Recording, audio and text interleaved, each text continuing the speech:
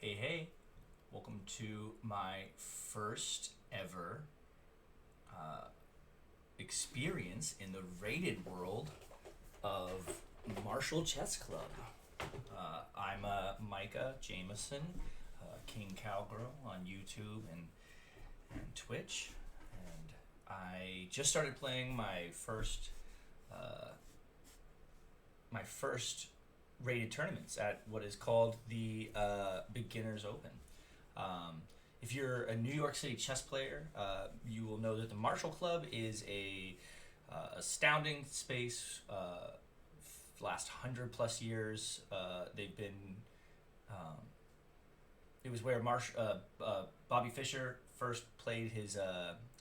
They called it the game of the century against a grandmaster.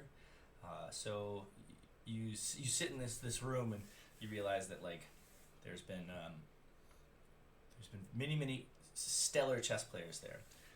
I am unfortunately not a stellar chess player yet. I am just now starting my journey in the rating. I went from unrated to 875, I believe. So I am glad that I am finally on that first journey. And I want to take you through three of my games. This first game was against the unrated player Dario Golden. I'm white. I have a few lines that I am pretty okay at, so I decided to start with e4, the most testing move in this line, or the standard approach of e4 d4. I didn't want to play positionally today. I wanted to play a little aggressive, so I decided to just start with my e4. So my opponent actually goes into a Sicilian line, and I'm like, okay, so you're an unrated player, and you're playing the Sicilian. I feel like I don't want to. I don't want to act like I'm nervous because I'm a pretty strong intermediate level player. I call myself. So I figured that maybe this person, they may have been. He may have been in his like early teens or something. I was like, I don't know if this kid is ready. So I brought out my knight to f3. We get d6, and I play a line that I have played a handful of times, especially in dailies. And so this is another thought is this format, while not so lengthy, it's 25-minute games with a 5-second delay so that you have time to write your moves. It's still pretty fast. So I wanted to play something that I definitely remember playing, that I definitely remember getting the victory in, and I wanted to try and go down that line. Now my opponent answers with the correct first move in this line, and it's to bring the bishop out. And so the main response here is to take, and queen takes. So my opponent playing the line just like you're supposed to play it. Now here, in this line, I am supposed to play c4. Turns out that with c4, f6, c3, c6, d4, c takes d4, and n takes d4, you get this structure here. This is the Maroczy bind, if I remember correctly. So I didn't actually choose for this line. I instead played b3. Not much of a difference you could play either. I just wanted to get my pieces out, develop them quickly, and kind of get into the attack. I think in some lines, it looks like queen comes out, stuff like that here.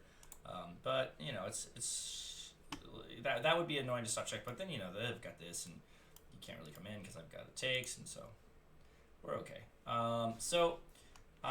My opponent plays f6 and knight f6, and in like every single line that I have a pawn on e4 undisturbed, I always want to push it forward.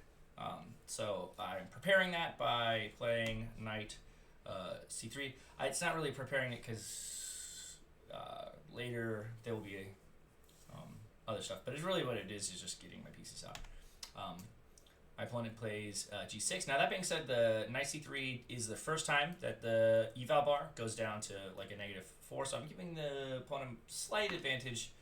But I had a feeling that we weren't gonna we're not playing like dry computer lines that are like the answer.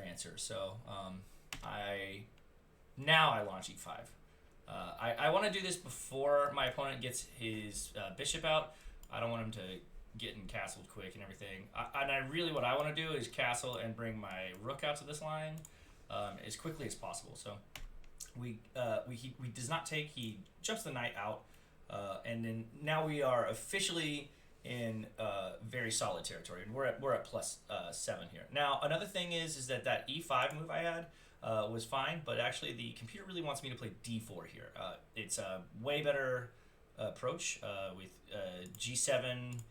Bishop b2, c takes d4, knight takes d4, castles, queen e2, knight c6, knight takes c6, queen takes c6, and long castles.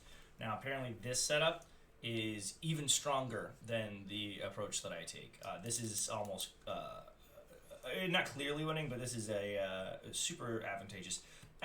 In the same situation, a lot of times you're pushing down this pawn.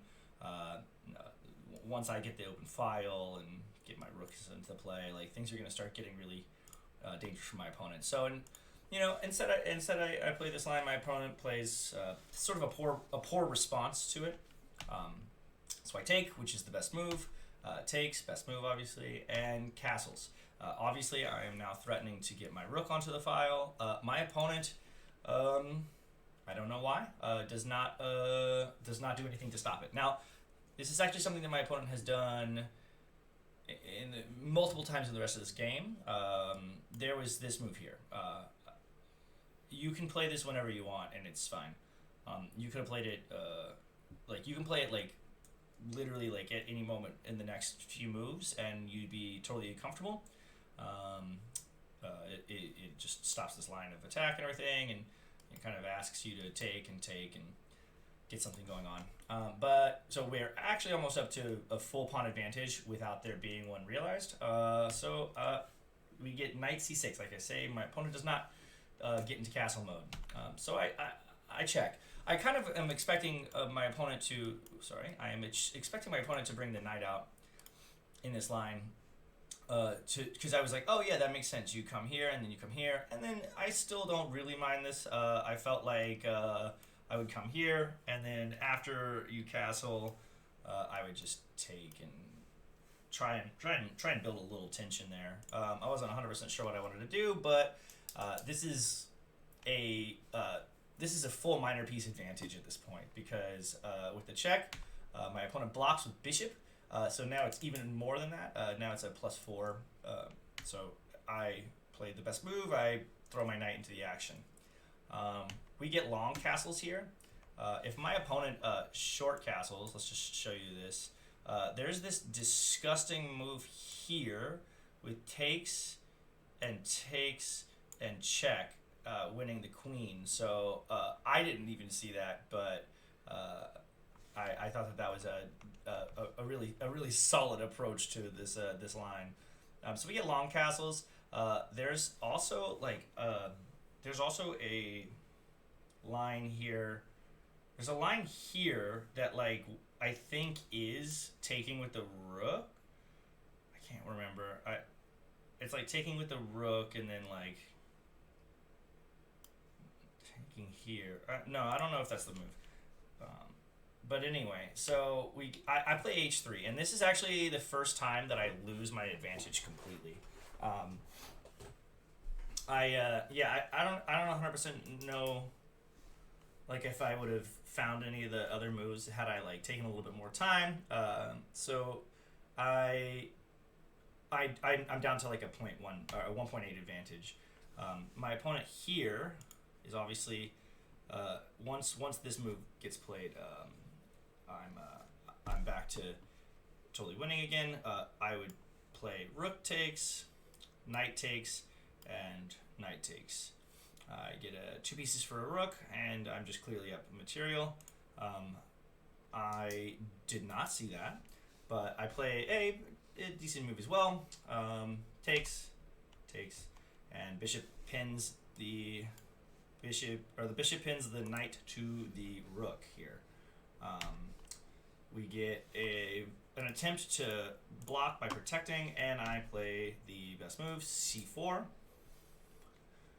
And in this position, I felt like my pawn wants to get into the action, wants to play some stuff. Actually, it makes me realize now when I'm looking at it that, like, you know, that there was a lot going on there at the beginning that really wanted me to strike with this center pawn.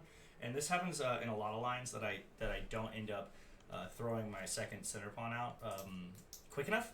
So I gotta keep an eye on that for some of my games. And my opponent plays this move, trying to, you know, provoke me to take, block the center file, the file and everything. It's just clearly losing though when I just take with the rook. I mean, I think even if I take with the pawn, it's still fine. So I take with the rook. We have queen f5, and here in this position, there are a few really interesting moves. I definitely wanted to close out the game, so I'm like, I need to like get everything set up and then trade all my pieces down. So I bring my queen to e2. Not the best move. I think the best move in this line was to just go straight out and attack once you get in and start to really like keep the pressure going, which is fine. It's good to know that kind of stuff. And then of course the pin now. So now I have to take takes, and at the marshal, it's touch move. So when you touch a piece, you have to move it. And so I touch the e pawn. The second I touch the e pawn, I realize that the rook on e3. I realize that my rook is hanging on the corner. I also realize I'm like 90% sure that I'm totally winning. So and the reason why I'm winning is because once the check comes in, I'm gonna hide here, and there is nowhere for the queen to go that has checks because the knight protects those squares. Obviously, also the rook. So like we're pretty solid here. So I just take a rook. My opponent takes. I jump in, and yeah, like I said, this is kind of it. My opponent plays a move here that I guess makes sense if you think that you need to protect your rook for some reason, but it obviously is totally losing after king d7, queen e7 check, and now it's forced mate. King c6, rook takes d8, b6, and like I said, I am not afraid at all about that queen. It has nowhere to go to actually do anything. At best, it can take on a2. I check. We move in. I check, and my opponent resigns. There is still one move here, but then I just checkmate here. So game one was a win. In my play, like I said, my opponent was unrated, so I didn't really get a ton of information on that. But yeah, so let's go to game two. So in game two, I was black. I faced my first rated opponent, Lucas Lin, 1080. Very hyper, very aware, very happy with his stuff. I get into this line here. We go e4, e5, and we get knight c3. Now this is something that I don't think I've ever played. It's very interesting that I've been playing chess for like a couple of years, and I just don't feel like I see this a lot. I have now learned the lines that meant to play. We get knight f6, which I did not even think was the right move, but it was. And then we get f4, and this is called the Vienna Gambit.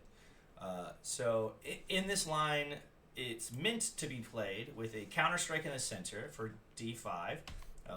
We get f takes e5, knight takes e4, queen f3, knight c6, bishop b5, knight takes c3, D takes c3, queen h4 check, g3, queen e4 check, queen takes e4, d takes e4. And in this position, it's totally dry, totally boring, totally open, but there's like there's this very interesting situation where pawns are swapped on the other side, and we're gonna get a really interesting game where both of us are gonna try and find ways to take those pawns. But instead of d5, I did play a little bit sad open here. I played d6, which is fine.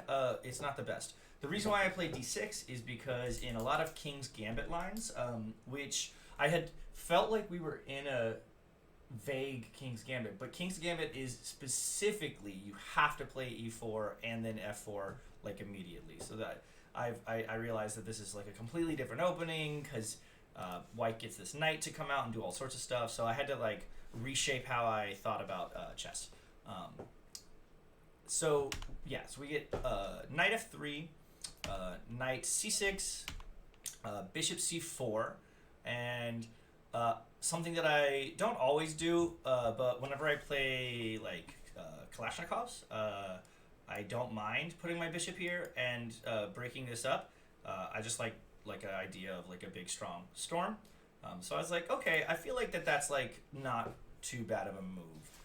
The better move here would have been to take the e-pawn, sacrificing the knight, but only for a moment, with d5, the center fork trick. I need to get better at center fork tricks. I feel like that's something that I have not been super great about figuring out. But so center fork here, bishop to b5, d takes e4, knight takes e5, bishop d7, queen e2, knight takes e5, f takes e5, c6, bishop c4, bishop f5, queen f2, queen d7, castles, bishop e6, bishop takes e6, and queen takes e6. And now we're good. We're in a solid position here. I've got some stuff going on. I don't know if I would have loved this position, but okay, I see. Instead, I take the route. Like I said, I take bishop e6. We get takes, and bishop e5, f takes e5, and knight takes e5. Now, I suppose I was supposed to take with the pawn here for d takes e5, d3, bishop c5, knight a4, and bishop d6. Was slightly better, but I do take with the knight. We get takes, doubling my pawns, which I suppose is the reason why the other option was better. And we get castles. Now, I was playing really fast here. This was a fine game up until now. I'm getting nervous. I feel like I had to figure out what I wanted to do. There's two moves here. One is ambitious and one is solid. And if I would have taken the solid approach, which is bishop c5 check, we get king h1 and castles. And in this line, I am not only comfortable, I'm up like a full two-point advantage at this moment. I unfortunately got ahead of myself. I played a little too fast. I played queen d4 check. We get the exact same response, which is king h1. And yeah, so even here, I shouldn't even take the pawn. I should just get my bishop out or castle. So I don't do that. I start gobbling pawns, and we get queen f3, and now I am in pretty big trouble. There is one move, and it's knight d6. From here, I am not in trouble, and I'm still holding on because there's this square is now protected. I didn't find it. Like I said, I started to play a little fast. What happened at this exact moment was I felt like I was gonna get in trouble, and And then I realized that I can't even take the knight because now we're coming in, stuff like that. And I don't know. This is definitely where I felt like kind of like bummed out about it because in a slight panic, I take here. I take with the pawn. I take the pawn. I say, okay, cool. I'll get 2 pawns, and then I take the bishop. And then I realize that after this, taking the bishop, totally losing. So I take the bishop anyway because I'm like, oh god, I've got to like get something for this. And my opponent doesn't even play the best move, which the best move is to get the queen on to f7. Instead, just starts gobbling pawns. I get my knight out to like the only square it can go, but obviously this is pretty bad because now like a rook is gonna land right here, and I'm gonna have to trade a queen and a rook for 2 rooks, and that's not gonna be very nice. My opponent very casually gobbling up every pawn, doesn't even mind, and I think that's fine because this is at this point this is totally winning for white. I should have brought my queen down from here. I should have brought queen back down, but instead I just bring rook up, and we get check and back up, and now we gotta deal with this whole scenario here. God, if that knight wasn't there, if that knight wasn't there, that would have been so fun just to get a sneaky little back rank, but unfortunately that wasn't the case. So I try to escape to no avail. Even in here, I should just come up here and protect, but at this point I'm feeling really defeated. I got like 17 minutes on the clock. Me and this kid are playing a blitz match, and I'm like, what am I doing? So I come in here, and he doesn't even check me right away. He just gets his knight in. I think to myself, okay, gotta bring the bishop out just to get stuff out, but unfortunately this is bad because of check, and he's gonna win the bishop. I get my pawn in the way. He doesn't even take the bishop, he just attacks again. And I have 2 options. Weirdly, running out into the fire here is the best. Instead, I go for this, and my opponent gives me a solid checkmate on g3. After the game, I was like started analyzing the position on my phone, and he runs up to me and he's like, he's a sweet kid. I thought he was a very he was very excited to tell me this same thoughts that I was looking at. He's like, oh yeah, you had knight d6, and then he was like, oh, like he had a queen check on h5 that he didn't see earlier. All this, we were like kind of like everything was like coming together like after the game, which I feel like makes a lot of sense. Is like after the game is over, you find yourself going like, oh, that's what I was supposed to do. But yeah, so my 3rd game of the day was against I was white against how I Jin Long, and also an unrated player, and the first like older teen / maybe young adult that I played. He was definitely like the biggest like person there. He was like, but he like still kind of looked pretty young, but he was also an unrated player, and you know, after looking at my line with Lucas and realizing that I wasn't losing in that game until I made my mistake, I reminded myself that I'm a good chess player. I can kind of get into these positions, even if it's like a little bit like weak at first. I can find my way out. And so yeah, so we go into e4, e5, knight f3 again.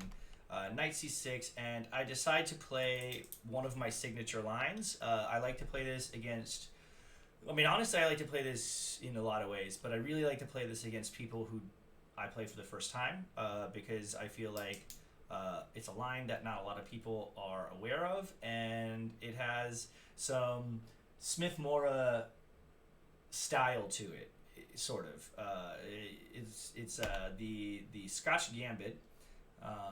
And so we get d4, e takes d4, and bishop c4, and then we get one of the like responses that I'm not in love with. I think the normal response here is usually to protect the pawn or to counterattack the king.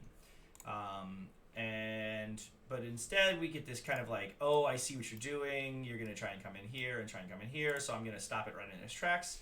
That's okay, I understand, but it does allow takes. And yeah, so if takes and then takes, I would have had 2 pieces on the board ready to go. Starting to hit this weak square. You can't get the bishop out anymore, so my opponent doesn't take the knight for that reason, but by doing so gives me the knight. Now in this line, if I were to play knight c3, and this is something that I actually really like to see, because I feel like I need to know these lines on how to like really play sharp in the right moment. This move I would not normally feel like I would play, but what it's saying is like you still can't take this because I'm gonna take, and then I'm just gonna have 3 pieces out to your 1. So like, or 2, yeah, 3 pieces out to your 1. And I'm protecting the pawn, and from here is bishop b4, takes, castles, and from here you then strike with the e5, attacking the knight. Then we get this is a very interesting combination. We get takes, and knight comes out to attack the pawn here, but that's okay because you protect it with this queen move.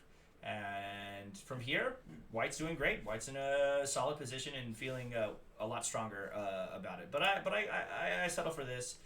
We get takes, and then I push. We get queen e7, which is definitely not the right move. This is one of those moves that I feel like a lot of people make. It's the, oh yeah, you can't take because I'm pinning. And then, but with castles, it doesn't matter because now I'm threatening to take anyway. And say, for instance, you bring your queen here. I've got rook, and I am pinning the queen to the king. So you don't want to find yourself in this situation too often. So we get knight e4, threatening to take the pawn, which I did think was kind of clever. And in this line there is. Knight, this is not what I played, but there's knight d2, knight takes d2, bishop takes d2, queen h4, bishop d3, bishop b4, c5, bishop c5, queen f3, and castles. And in this line, I'm just like solidly up, feeling very strong. But instead, I went for queen f3, just counterattacking the knight. I said like, go ahead if you want to take this. Then I get a check here. It'll be devastating, and we're feeling really good. My opponent then brings the knight out to g5, and here I thought for a second and just decided, I was like, all right, snap it off. Like I like that my queen and my bishop are kind of looking at this space, vying for some sort of attack. So I was like, I think it's fine to accept the open file here, and the computer agrees. So we get takes, knight c3. The computer really wants me to bring the knight to d2. I was not 100% certain. It's like a small advantage, so it's not too big of a deal. Just developing the pieces. We get bishop b7, and I'm like, okay, cool. My opponent's going to long castle. Obviously, my opponent wants to use the h-file rook and try and get some attack going later. So I protect my pawn, definitely trying to stop this this attack from coming quickly, and we get long castles. And here I played bishop takes f7. Queen takes f7 was the better move due to this line. Queen takes f7, d5, e takes d6, queen takes f7, bishop takes f7, c takes d6, knight e4, and bishop e7. And at this line, I'm very comfortable. There's this really funny move that the computer wanted me to do, which was to sack my knight here, so that I can take your bishop there. Also, if you don't do that, then I'm just threatening to take the your bishop over here. That's not the best bishop, but removing all the defenders on the king's side would be definitely strong on my end. But I go for bishop takes f7. I was just kind of like, is being up a pawn here really that strong? But let's like look at the computer really quick. Queen takes f7.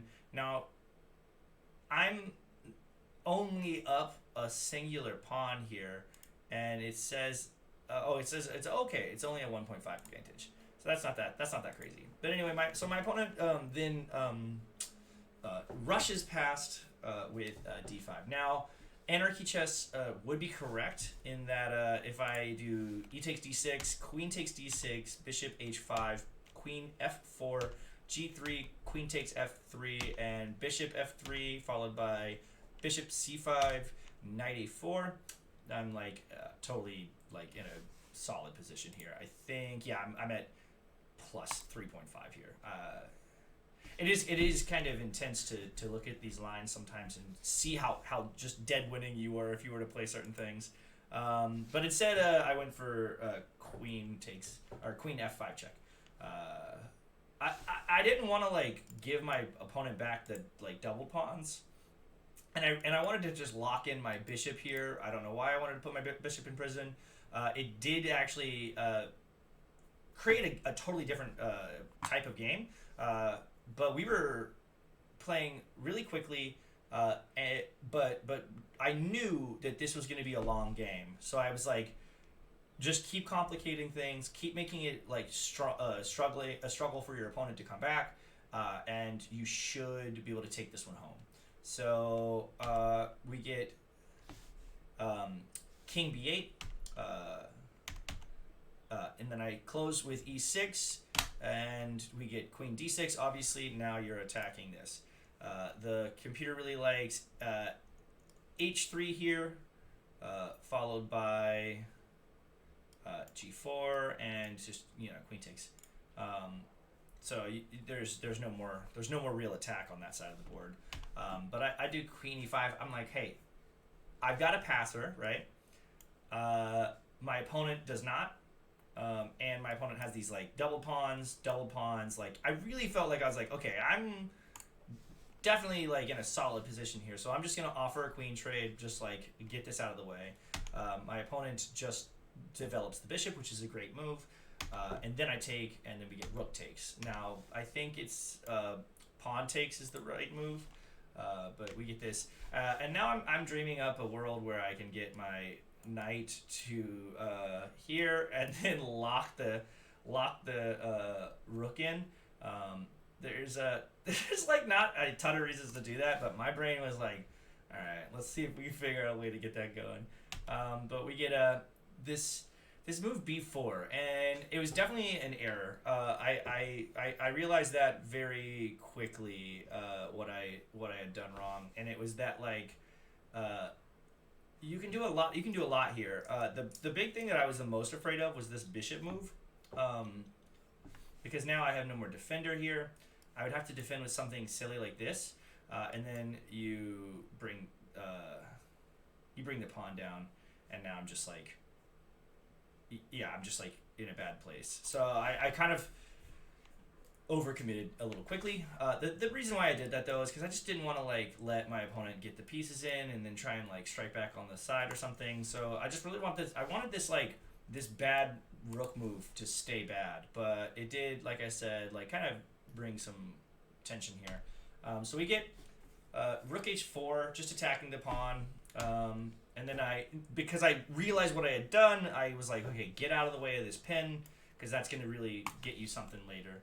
And then we get rook c4, which I realized not only are you attacking here, but now you're threatening to take this. Now I'm pretty sure I think that you're supposed to. Oops. I think that you're supposed to like bring the. I think you're supposed to bring the rook here now. But I instead. Ooh, we did a little spoiler there. Sorry, guys. Sorry, y'all. Oh my gosh, we went all the way in. All right, so instead I brought my knight to a4. We get rook takes c2 and a3. Now I kind of like strengthened my position a little bit. I'm gonna get my knight here at some point, and I'm just sort of like playing the waiting move to promote this pawn, right? So my opponent starts to storm. When you got a passer, push the passer. We get d4, rook ed1, we get d3, we get knight c5, and we get d2. And I realize oh shoot, my opponent is 100% like committed to getting this pawn down. Like you have definitely realized like that's the move, right?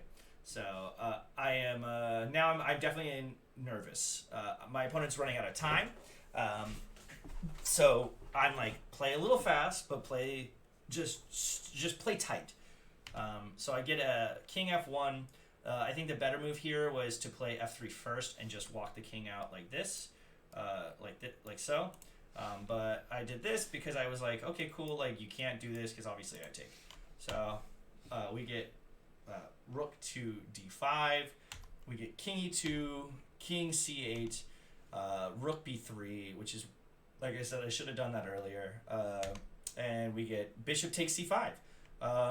So after takes and obviously the threat here, I can't go back and I can't come down. I can't go over. So I play the really kind of the only move here. So we get a king f3. My opponent's playing this move here because obviously like something like this means, you know, takes and queen. So I play rook e3 and we get rook f5 check. Now in this line, there is something really delicious. It's a king g4.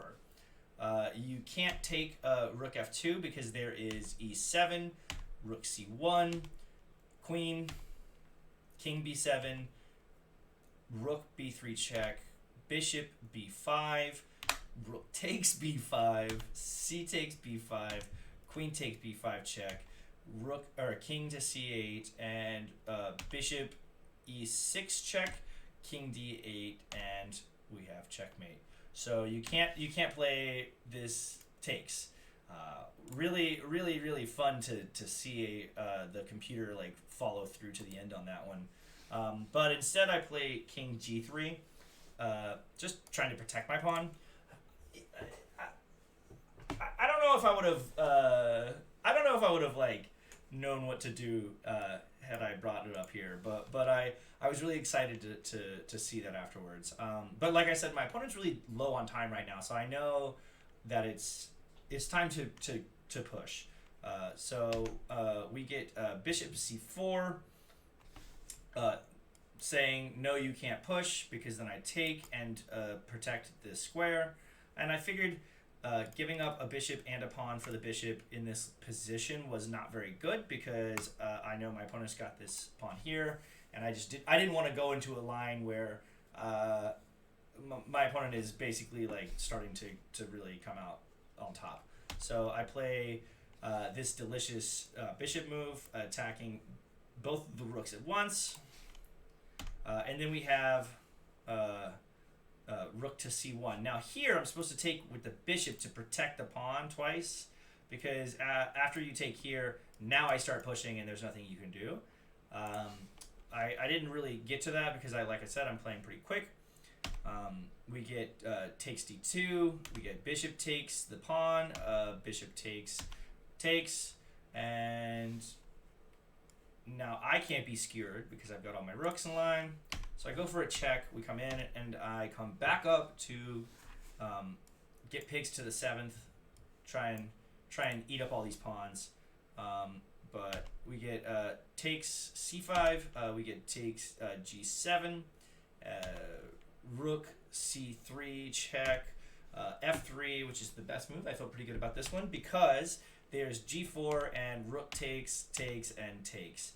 And in this position, my opponent runs out of time and shakes my hand. But I was like kind of bummed out because I was like, I want to see us like finish this. But if you look at the line, I'm totally winning here. You can see on the side of the screen there, right here. I'm up to 7.7 because basically what's going to happen here is we're gonna promote this pawn, and there's really nothing that you can do about it because I get my rook back here, and so then it's we're both playing this waiting game. Oh, that's interesting. It even wants me to play this, and yeah, and it's basically saying like, look, you can't even stop me. with something like this. Gross. This is why you don't look at computer lines, folks. You don't wanna hurt yourself like this. It is great to study in games like an engine. I will say that. And that's even funnier. Just to be like, go ahead, come on, let's go. And yeah, so yeah, in this position, totally crushing. I'm gonna promote this pawn. There's nothing that you can do about it. And so, yeah, my opponent resigned, and I got 2 wins and a loss. I really wish that I found that bishop move in game 2, but this was a great learning lesson. I'm going to basically every Sunday that I can, I'm gonna go and play, and I'll keep making these analysis videos of my games, give you a chance to play along with me, and yeah, I mean, hopefully, my goal, you know, this in the next like few months is to just break 1,000. Once I break 1,000, we'll see about climbing that ladder. But yeah, so beating a 1080 felt good. Last Wednesday, I beat an 1100 as well in a solo game. I'll post that as well this week. But yeah, I'm excited to keep the grind going. So we'll see where we go. Anyway, thank you so much for hanging out with me. Like I said, I'm King Cowgirl on YouTube and Twitch. If you've come this far, I really appreciate it. If you don't mind, you know, hit that follow button, subscribe button. Even better, throw down a comment. Tell me what you thought about my games. I am always open to criticism. I am regularly losing my games against National Masters who are my friends. So you are allowed to, you know, tell me what I'm doing right or wrong. I love to hear it. But yeah, all right. Thank you so much, and I'll talk to you soon. Bye.